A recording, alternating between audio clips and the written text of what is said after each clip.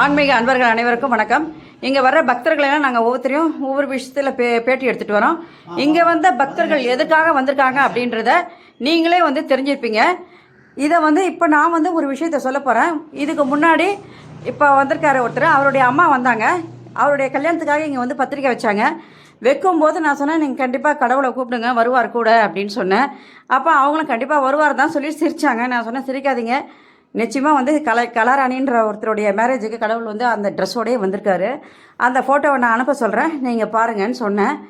அதே மாதிரி அவங்களும் எனக்கு ஃபோட்டோ இப்போ அமுச்சு வச்சுருக்காங்க. அந்த ஃபோட்டோவை இவங்களோட வீடியோவோட நான் அமுச்சு வைக்க போகிறேன்.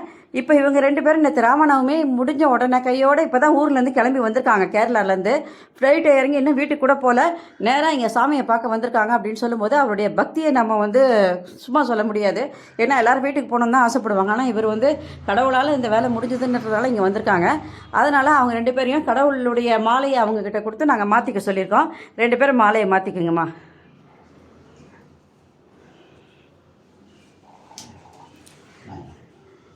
நீடூடி வழங்க என்றும் வாழ்க வளர்க வளமுடன் நாளும்.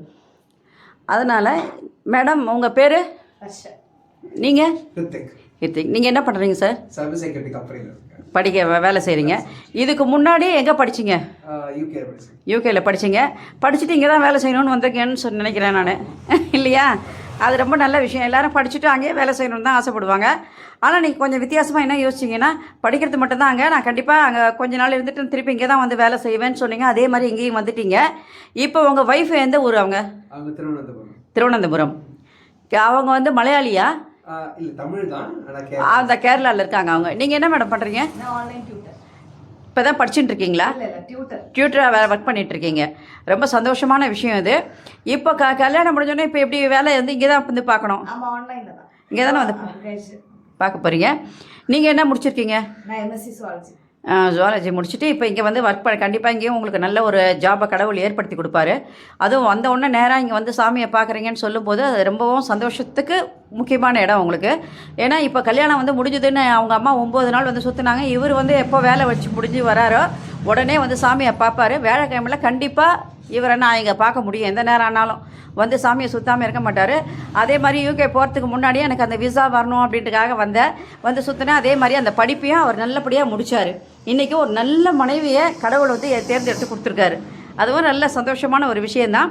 இதுக்கப்புறம் ஒரு கிருஷ்ணரும் உங்களுக்கு நல்லபடியாக பிறக்கட்டும். அப்போது நீங்கள் நன்றின்னு ஒரு வார்த்தையை சொல்லுங்கள்.